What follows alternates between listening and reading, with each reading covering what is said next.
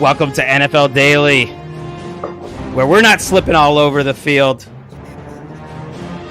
I'm Gregg Rosenthal, here to talk about a wild, weird game in Brazil between the Packers and the Eagles. The Eagles come out on top, 34-29.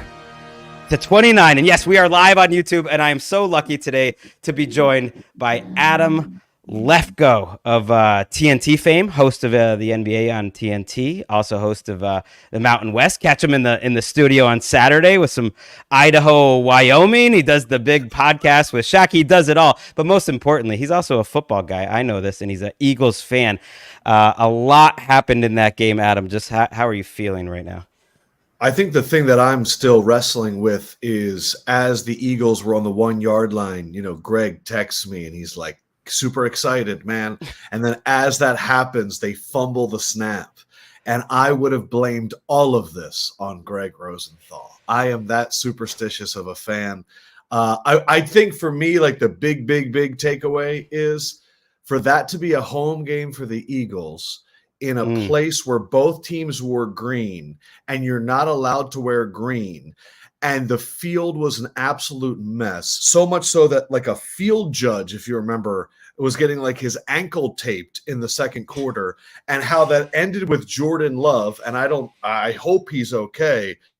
I understand that now in a PowerPoint presentation, the NFL can say we've played a game in South America. I just have to ask, when do we start going, is this worth it? Because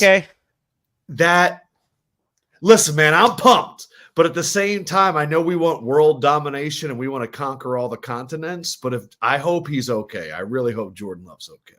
Yeah. So, look, if you weren't an Eagles fan and there wasn't so much crazy stuff happening in that game, that's obviously the way we would start. We'll get to all the craziness in the game because, like I've never been to Carnival before, of course, but I have been to a lot of Mardi Gras in New Orleans, and that game kind of was like a Mardi Gras. It was just like sloppy. It was fun, but it was dumb. There was a lot of scoring. There was a lot of slipping and falling. How far can I take this? I'm not sure what I'm really going to remember, although that was true until the Jordan Love moment at the end, unfortunately. Right. And so he was helped off the field on the second to last or third to last play of the game. Really heads up play from him. They had no timeouts left. He was setting up to possibly throw a Hail Mary, and he was about to get sacked, and he lateraled the ball to Josh Jacobs, who got out of bounds and gave them a couple more plays. But his knee got twisted, it looked like, by Jalen Carter on that play. He looked to be in a lot of pain, although when he got up, walked off the field, was on the sideline, and then helped to the locker room after. I don't know. I just don't want to guess. I've been in too many of these situations, and it's just when people hear this, they might already know what the answer is. So we just hope that doesn't ruin an NFL team that we want to watch for even a couple weeks or certainly longer than that. We won't know. But yeah, Malik Willis, who casuals might not realize they just traded for to be their backup quarterback, came in and he got sacked at the end of the game. Actually, to feel a little happier just about the whole situation, let's listen to the last play of the game by NBC's Noah Eagle here. Here's the ball game. Final 3 seconds from Brazil. Willis slips. Willis steps up, goes down. Game ender. Who else but Zach Bond? What a day. The linebacker seals it, and the Eagles in this battle of heavyweights start the season with a win. That was good. Who else but Zach Bond? I will remember that. Who else? 15 tackles, 2 sacks. I've got some friends who now do the Saints Block Party podcast they've been talking about the bonfire, the rise of Zach Bond for years, waiting for it to happen. The Saints just gave him chance after chance after chance. They never knew how to use him. Nope. They kind of used him as an edge rusher, and now he's an off-ball linebacker. And Howie's going to have some misses and some wins this offseason. He looks like a win because that's been a problem position for them, and he was a monster tonight. He didn't even know how he was going to be used. At his introductory press conference with the Eagles, he said, I can't wait to finally be an edge rusher. And now he's out there at middle linebacker. That's one of the big storylines. I had a bunch written down beforehand that I was paying attention to One, no Devin White doesn't make the trip. How does Nakobe Dean do after 2 years of barely playing? And Zach Bond, I thought both played very well. Obviously, they let up some big plays, but they also made some big plays. Nakobe Dean, like the Eagles had 2 plays. One, the Nakobe Dean pick 6 that he just dropped. Green Bay scores later on that drive. Darius Slay forced a fumble. Green Bay recovers it. They then score again on that drive. So it was a lot of missed opportunities, I thought, with both teams. I thought Jordan Love had some wide open receivers, whether that was slipping from him or slipping from the receivers, both in the end zone and just driving. Jalen Hurts made some throws. One that was really bad, red zone interception, a few that were on the sideline where you're sitting there going, what are you even looking at? As you texted me, it was a very week 1 game. And I don't know if you were trying to allude to this. It kind of was like the Bourbon Street of first games in terms of like your people are slipping and falling in their drinks. You look up and you're like, whoa, those people are partying. Then you see like the greatest, someone does a backflip. It very much was like, where am I right now? Where is Bryce Huff right now? I have no idea. I would love for him to show up. I was texting with Jason Kelsey during the game. We were both very impressed with Mekhi Becton. And just humble brag. Let's stop right there. You regularly text with Jason Kelsey. And then I was friends with the Kelseys before they got like really big. And so now that they're like hanging out with Taylor Swift and doing commercials for Hellman's, I can still hit them up. But yeah, I'm also just sitting there going, man, I wonder what Jason thinks about Mekhi Becton right now. That's the key.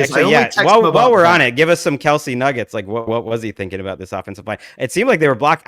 I'm not a guard expert, but it seemed like they were running behind Becton pretty effectively tonight. They were, and he was saying that the tandem of him and Cam Jurgens, he was very impressed with. I was also texting right when the Eagles offense thought they got an offsides, and then I think Hurts threw the INT, and so that's when we stopped communicating. But he said other than the fumble in the beginning, which was bad, and the pick in their own zone, the offensive line really gelled after that. I think he was impressed. All right, I will speak for the Packers fans or the others that are listening, hearing Kelsey talk up Cam Jurgens and point out like they had 2 failed tush pushes and they fumbled the ball and he had an early snap to Jalen Hurts, which I don't know if that's on Hurts or Jurgens, but it seemed like it was on Jurgens. And then the play that you mentioned at the end of the game, as great a game as Saquon Barkley had, and yes, he had 3 touchdowns in this game. He grinded. He caught a wheel route for a touchdown on a great throw by Jalen Hurts. We'll get to Jalen Hurts' wild night. The biggest play that Saquon Barkley made was covering that fumble. Yeah. They were up 2. They're on the goal line, trying to kill the clock, trying to score a touchdown with under 1 minute to go. And that was giving me like reverse Miracle at the Meadowlands. I know they were on the 1 yard line, so it wasn't the same situation. But in that situation, if the Packers had fallen on the ball, I would have fully expected them to go down and kick a field goal, despite their shaky field goal kicker that they picked up off waivers, whose missed kick was big in this game. Like, so much happened in this game. It is tough to recap it all. Think about those 3 points, and then think about when they made the extra point, offsides on the Eagles, decide to go for 2, and then don't get it. So that's another point. That's 4 points right now. Then they'd be down by 1. I also want to say to Packers fans, you have every reason to be upset with those 2 defensive holding calls against the Packers when the Eagles were wasting clock going down the field. The first one looked like Devontae just kind of slipped. And the second one on Saquon Barkley, I thought Jalen Hurts was already running out of the pocket when they called holding on, I think it was Kenny Clark. Yes, it was, who grabbed Saquon. First week for everybody, but those 2 calls to me were not great calls. No, they weren't. So to set up the situation, the Packers have the ball, driving down 5. It's been a back and forth game, bunch of lead changes, high scoring, and the Packers are inside the 10-yard line midway through the 4th quarter. I believe it was a 4th and 5 from the 8. Now, the analytical models say that's a go for it there because of the time of the game. You're so close to scoring the touchdown. You're only cutting the lead to 2. You know, it reminds you a little bit of Aaron Rodgers in San Francisco in the playoff game where McCarthy kicks the field goal. Not as egregious because of the time and because it gets it to 2. Not as egregious as that playoff moment. But I was thinking, as an Eagles fan, I'm happy that they're kicking the field goal in that situation. I'm not an Eagles fan, but if I was, I'm like a closet Eagles fan. It's kind of one of my teams. Really? Yeah, I mean, not like with other teams, you know, you take them and you leave them. They don't hurt you when they lose, but it hurt me a little bit when they lost that Super Bowl. I always just like the Eagles. I always pick them to win. Yeah, they're a fun team. So the Eagles get the ball back with just under 8 minutes to go, and they essentially end the game with that drive. They hold it till there's 27 seconds left. And if not for that fumbled snap, and I don't know if it was Jalen Hurts or Juergens' fault, they try to tush push on the goal line, they would have scored a touchdown there to win it. Instead, they gave 27 seconds for the Packers to go try to score. But an impressive drive nonetheless. Yeah, you got a couple calls in there, but you also saw Jalen Hurts finally make some plays with his legs after making really poor decisions throughout the course of the game of when to run, when not to. Saquon Barkley picked up a couple first downs there. He finishes with 109 yards on the ground, 23 in the air, 3 touchdowns, and even his yards per carry was brought down because he had so many of those just like 2-yard runs right at the end as they're killing clock. Just an awesome performance by Saquon Barkley. You have to feel good that Saquon Barkley is on your team. The other guy that I thought was huge on that drive was Devontae Smith. He had one catch in which he sliced through 2 defenders, got the first down, and that slant inside the red zone, which was, you know, shout out to Kellen Moore. I haven't seen a play call like that in a few years, not really since Steichen. And so I enjoyed. What do you mean? Just being like that aggressive in that situation? And so to set that up, Eagles offense, 2nd and 8, 17-yard line, 2 minutes and 10 seconds left. So that's a ballsy call there to not run the ball and go for the first down right there. I felt for the last 18 months that would have been a wide receiver screen for the Eagles, or that would have been like a Kenny Gainwell draw. And to trust Hurts in that situation after some of those passes that he had earlier, I thought was really great. I do think this, I've been wondering about this Hurts now for 2 years. I personally believe that Hurts was never fast, whether there was injuries or not. But I think everyone wanted to defend the edge against him, and they were afraid of him taking sideline. And he would always do that dead leg move where he'd stop and go upfield. And I think last year, everyone realized he's not trying to get outside. He's trying to cut in. And that's why he constantly falls down. But what I realized on that last drive was out of spread, when he can run between the tackles, very effective runner. But the RPO, I think they really need to sit down and think, like, just give it to Saquon. Because I don't think Hurts off the RPO anymore is a productive football play. No, the decision making is what killed him. And we heard that he was feeling healthier in training camp and that they were trying to use the run game, and we were hearing positive things. But he seemed a little scrambled tonight. What a weird game, because you look at the numbers and it's 34-29 at the end of the game. You look at the offensive yardage, both teams go over 400. And that was after the first 5 drives of the game. Neither team had any yards. I think it was a total of 39 yards in the first 5 drives. And then they explode. And yet both quarterbacks were up and down at best. I would say Hurts was up and down because he made a bunch of good plays. He made a lot of bad plays.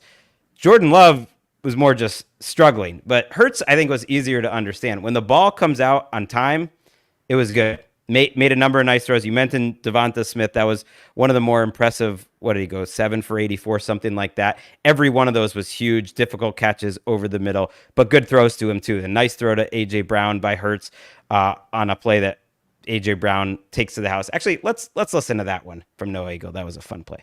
2nd down and 7. Hurts with time. Lofts it over the top. Brown's got it. Here goes A.J. Brown. Blinding speed. Brown.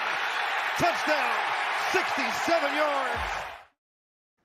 Okay, so that is A.J. Brown just housing Jair Alexander, who was shadowing him early in the game. They stopped shadowing him after that, and Alexander actually had a nice interception to make up for it later. But that's what Hurts does well. He throws a nice go ball, nothing over the middle of this game. And I give Kellen Moore a lot of credit too. I'm going to give Sirianni credit a little later, but Kellen Moore versus the blitz and Jalen Hurts. Give him the credit. The last year, I always thought it was more on the coaching than just Jalen Hurts. In a game where Hurts was 14 of 27 with 2 interceptions and 187 yards, 6.9 yards per attempt when he wasn't blitzed tonight. Lefkoe, can I call you Lefkoe? You kind of go last name, you know. Are we that close? That, yes. We've only met once at a Super Bowl dinner for that Mina Kimes threw like 7 years ago. It was a long time ago. Happy early birthday, Mina.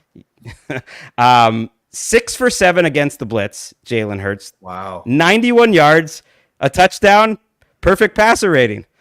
So like that, those were their best plays, including, by the way, on that last drive, one of his big completions was against the blitz, but the Packers almost stopped using it because it wasn't working.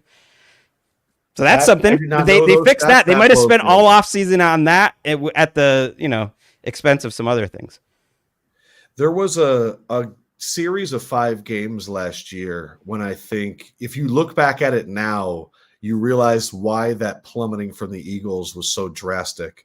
They beat in succession Miami by double digits, Washington, Dallas, at Kansas City they won, and then Buffalo in overtime. It's crazy. This felt very much like that series of games where I don't know how the Eagles pulled it out, but there are so many things that I'm still terrified of after this game that I still think are huge issues. That A.J. Brown's going to make A.J. Brown plays. Saquon, that catch for that first touchdown, I mean, that was like wide receiver level stuff. But I still sit here after week 1, even though it's against another team that's a favored to win their division. And I'm just thinking about, okay, Quinyon Mitchell was good, but man, they were picking on Avonte Maddox a ton. They really need Cooper DeJean to get in there and be what he's expected to be. The pass rush from the exterior, is that because the field was so bad? Or, are we really missing, some of the pass rushers that we let go? I'm definitely still a little bit glass half empty, even though I can't believe the Eagles somehow won this game. Well, that's what Eagles fans are going to do. I think that makes sense. I wouldn't feel great about them if I was an Eagles fan after tonight, but it doesn't matter. These week 1, I think fans and us in the media really overrate September. It really is extended preseason. They're not just saying that. Like, they haven't played almost any snaps, and then they play 70 in Sao Paulo on a super slippery field. It's just like, get a W and try to stay healthy. And that's why the Jordan Love thing. And they had a healthy night. The Eagles, they got a W that might come in really handy when it comes to playoff seeding. We'll see. They don't have the toughest schedule in the world, the Eagles. So this is one of the tougher games, neutral site. You get the W, you move on, you try to work on things, and you try to just have things somewhat under control in late November. And that's when they started falling apart last year. Before we move on from the Eagles, because I want to just kind of dive into what happened with the Packers, and we'll let you know if while we're taping, we hear anything about Jordan Love. I want to bring you back to the end of the first half. Give Nick Sirianni some love, and give the analytics department there to whoever's helping to make these decisions. I mean, Todd Blackledge was shocked that they're going for it on 4th and 3 with like a minute 40 left in the first half. They think they're going to kick multiple. They take the timeout. They don't kick. They tried to get him with the hard count because they got him earlier. It didn't work. They did take the timeout. Then they come back out, and they still think that they're going to take another timeout. You can't take a timeout there. It's against the rules. At that point, they're definitely going for it, and it made total sense. That was a go-for-it situation, but that was one of Devonta Smith's great catches over the middle, a nice throw by Jalen Hurts, who isn't known for throwing over the middle that great. And the reason you go for it there, not only is just to keep the ball, a minute 40 left, you're getting the ball after halftime. They did a great job bleeding the rest of the clock. They didn't get the touchdown there. They ended up backing up, but they did end the half with the ball. So you got the 3 points. You prevented the Packers from getting the 3 points. You get a touchdown out of the half, so that's a 10-point sandwich there, and that's all for going for it on 4th down. And whenever they get those 4th downs, no one ever talks about it. But if they didn't get it, people would be killing them, and people aren't killing the Packers for not going for it. Like, the 2 4th down decisions were pretty crucial in this game. I do think that 4th down is overshadowed by Hurts's bad decision afterwards, because they did settle for a field goal on that drive where he just when a quarterback is rolling out and they think they're going to get sacked and they don't throw it away, it's one of those moments where, as a fan, you think, I would have thrown it away. I also realized as you're talking right now, we have a rules analyst in every booth.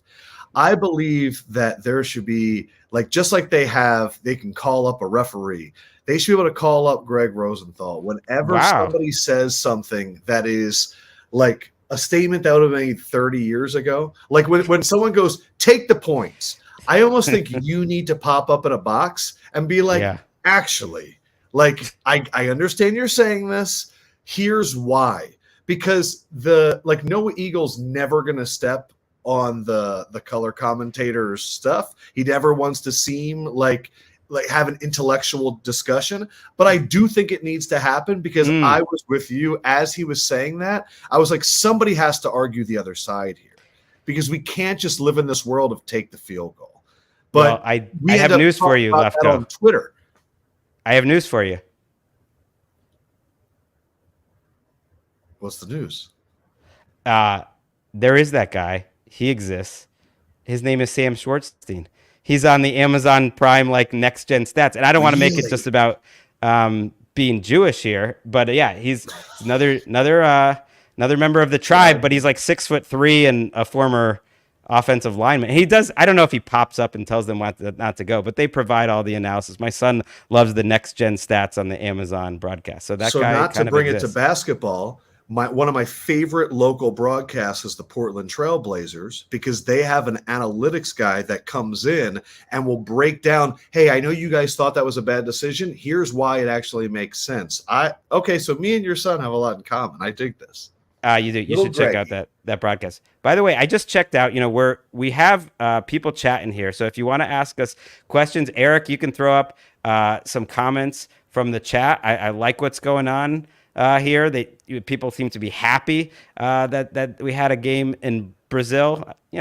I'm very. I will go to a question from Sam Bruce Smith here that says, "Are we sure the Packers upgraded in D coordinator?" Okay, they gave up a bunch of big plays, but let's give it a little more time with Jeff Hafley. I didn't see anything that makes me concerned. This was just a crazy game, and yeah, Hurts. He looked. Before I finally move on from the Eagles, he just looked so uncomfortable when he held the ball. Just he's not a creator right now. And so despite the numbers that he had, which were decent, his awareness level was just not really there this game. But that was also true for Love. And so we'll talk about them. They both had near pick sixes.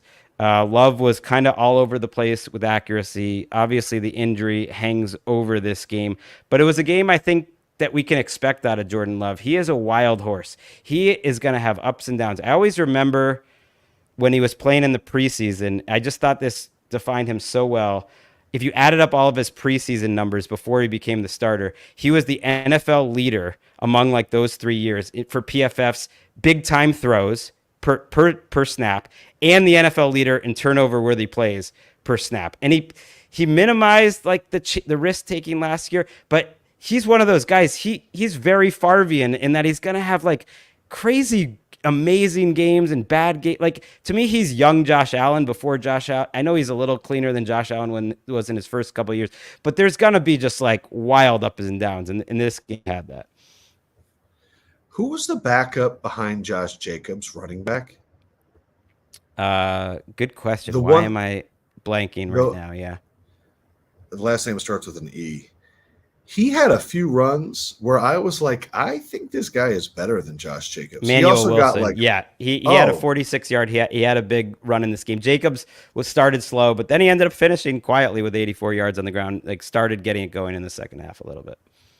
But where do you see the Packers offensive line? Because I've always just looking at someone like Brandon Thorne's rankings and seeing them at 18 and seeing that they're kind of average. I just felt for so much of the Favre and Rodgers runs, they had just stalwart offensive linemen, and I don't know where this group ranks in comparison to those. Where does he have him ranked, by the way? Did you look? I bet pretty high. I think I saw him at 18.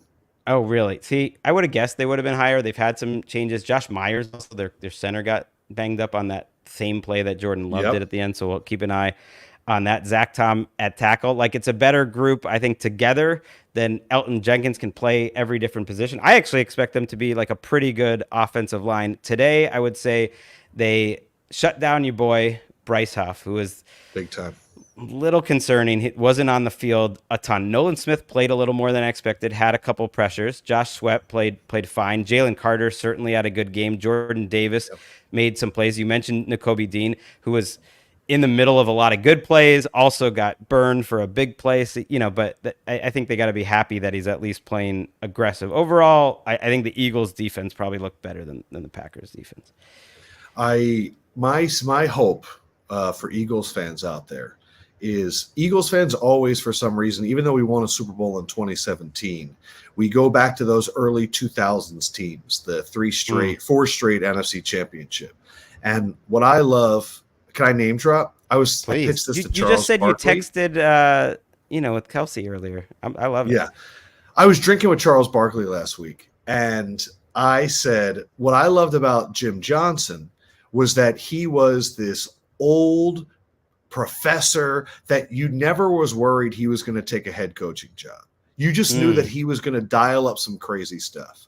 And I love getting Vic Fangio at this stage in his career, where he's close to family in the Philadelphia area.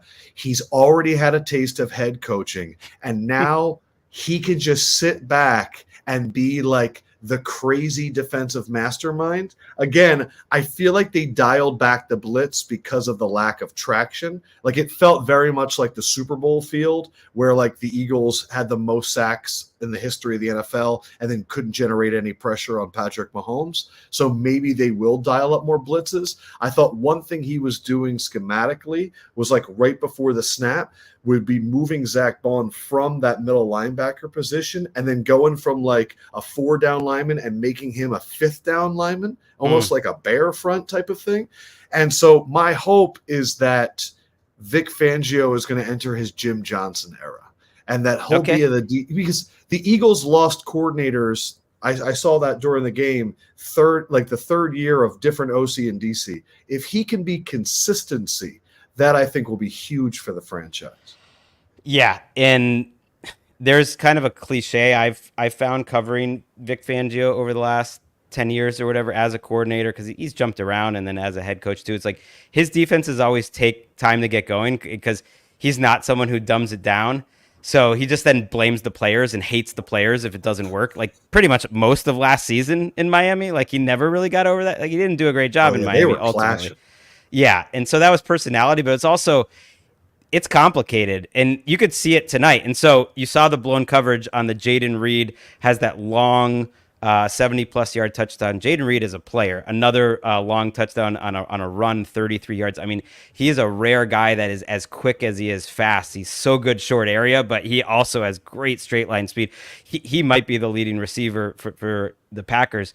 But yeah, I saw some of that confusion in this game. But for the most part, you're right. They were creative. And actually, the numbers, and I would have agreed with you about the blitz, but looking at my NFL Pro, I'm telling you, I'm diving deep into this year after these games. 6 for 12 against the blitz for Jordan Love for 38 yards, so 3.2 yards against. So I don't think there was a lot of big plays. There were no sacks, but they basically got him to get rid of the ball quickly, and they didn't make any big plays. So for the most part, I thought they had it dialed down. Now, like the Packers also helped them out. Jordan Love missed open receivers. Some of those numbers with his, in terms of his completion percentage, like early in the game, Dontavian Wicks drops a couple passes because he slipped. I mean, there was so much slip. I know I didn't like back your point about the field. It's not because I work for the NFL. It's obvious. It was a bit of a disaster. Now that was the same story as during the Super Bowl game that they lost. It wasn't as bad.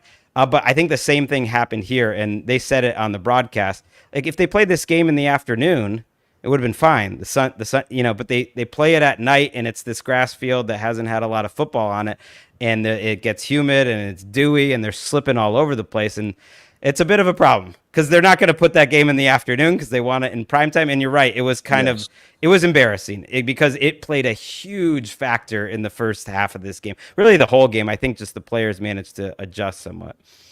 You could see at the halftime interview, when they're interviewing the coach and he's just like, it's a problem, because everyone loves to talk about, just change your cleats. The only thing good about a field like that is you avoid a lot of ACL issues because most of the time that's caught by like a cleat getting stuck in the turf. Green Bay question for you. Were you surprised at how little Musgrave was playing? Because as an Eagles fan, I have watched tight ends destroy this team for 2 seasons. And for him to be like Kraft got more of the snaps, but I just had heard about Musgrave for weeks, and then I felt like he was barely out there. Yeah, I actually drafted him like as a backup in my fantasy league because I didn't know if I had a healthy guy for week 1. I didn't play him, so I'm glad with that. I'm surprised it was one game. I could check the participation to see. I think he was out there a decent amount. But to your point, I think Tucker Kraft is going to be a big part of their offense. They really like Tucker Kraft. They have so many players. To update Jordan Love, this will be the last one, at least like an official update for the night. LaFleur just said, I don't know. The Twitter doctors aren't really in agreement. I'm hoping what you say about the slipperiness means it's less serious than it could be. And yeah, you nailed it. Musgrave only went out for 8 routes in this game, 28 8 routes for, I don't know the total snaps, and 28 for Kraft. So Kraft was the guy, and they pretty much played Dobbs and Reed as the main receivers and Wicks as the third guy. And so yeah, we spend all offseason kind of looking at this stuff, trying to figure out, and yeah, we do. It is fun when we do get some answers. Let's speaking of answers, let's get another question from the commenters. Look, this is only the second time we've gone live on YouTube, Adam. So I appreciate Thanks for the invite, brother. I appreciate you doing it. Let us know, listeners out there, if you like the live.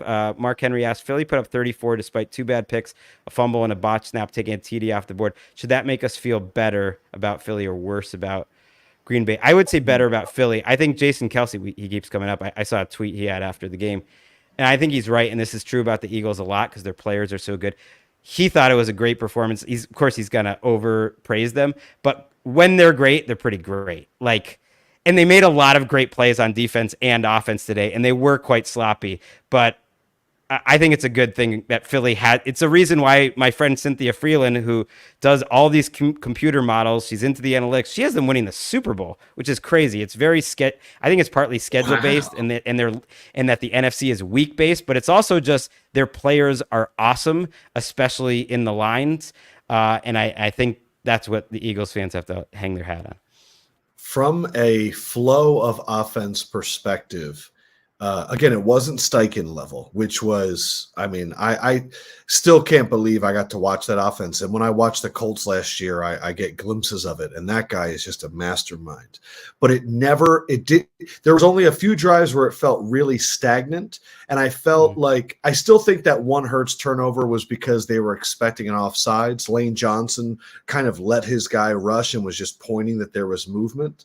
But it didn't. They were able to get the ball to A.J. Brown in space. What you said about Hurts, the ability to throw intermediate routes, was a huge issue last year. The Eagles' offense last year felt like it was either a 40-yard pass or a bubble screen. And the fact that it was so little screen usage, I think a lot of Eagle fans are a little bit traumatized whenever Kenny Gainwell is catching the ball in important positions. But even when he did, he had a huge broken tackle that turned into a first down and completely redeemed himself. The offense definitely, for a new OC, a new center after a decade of a Hall of Fame center, a new third wide receiver still trying to figure that out. I thought that they really did show a lot of promise. The question will be, what the heck were those throws by Jalen Hurts? The crossbody interceptions, the one to start the game to Xavier McKinney, the one towards the end to Jair Alexander, is what was he seeing? And what you said earlier too, which was he didn't seem comfortable. And so will that happen? Is it just week 1? Because I think your point about it being extended preseason is valid as well. Right. I mean, he honestly looked a little lost once he got past his first read and he had the ball for 2.5 seconds. So that worries me. And he kind of, the book is out that he's always drifting to the right. I'm looking at some of these comments, and someone called you the name drop master over here. Someone, you know who else calls me that? Travis Kelce. No, I'm just kidding. That's awesome. And yeah, people are excited to build up this live stream. I appreciate you, Adam, for joining me on this. I think it's a big win for the Eagles. It would have felt really bad for them to lose this game. Packers fans, unfortunately, are fearing the worst right now for Jordan Love. And yeah, we'll keep updating that situation. Ryan Tannehill is a free agent. Just to kind of put it out there, because Malik Willis, I just don't think from what we've seen is ready to win games if he has to step in. Sean Clifford was their backup last year. I believe he's on their practice squad now. They cut my boy Michael Pratt, who went to Tulane. He's now on the Bucs practice squad. So we'll see. We'll see what the Packers do. We cannot end on the note that the Green Bay Packers quarterback battle is going to be what we've been seeing in the Tennessee Titans for the last few years. Like Tannehill versus Malik. Oh man, that's so sad. And Tannehill, frankly, looked a little cooked last year. It was a tough situation in Tennessee. So they actually play the Titans in a couple weeks. They play the Colts next week, the Vikings after that. So not a hard schedule, not an easy schedule, kind of a down the middle schedule for the Packers. The Eagles can feel much better about where they're at. And thank you for staying up so late. You're in a hotel. Where are you? You're down in Atlanta or something? I am in Atlanta, Georgia. We are getting ready. If you guys are listening to this on Saturday morning and you want to watch some football, myself, Hall of Fame cornerback Champ Bailey, the dancing sensation and wide receiver Victor Cruz, and the all-time linebacker Takeo Spikes breaking down college football on True TV. It is a mad lib I never thought I'd say. I love it all. But brother, I could talk about Svoboda and Wyoming and how Idaho hasn't won there since 1921. So please join us. I love it. I love it. And yeah, just a note of hope for Packers fans. It's a long season. Yes. I know it's such a bummer to start this way. So I'm thinking good thoughts for you. Hey, Xavier McKinney, he looked great. I think you got a good one in Javon Bullard, your safety. All those Jaden Reed is amazing. Long term, it's all good. And hopefully the short term for Jordan Love will be good too. All right, that is it. We will be back on Sunday night. Yeah, it's the Sunday night recap show. We are going to be hitting every single game. We will not be going live on YouTube on Sunday nights just after these TNF and primetime games. But Patrick Claybon will be with me. Nick Shook will be with me. I cannot wait for that. Until then, so glad that football is back.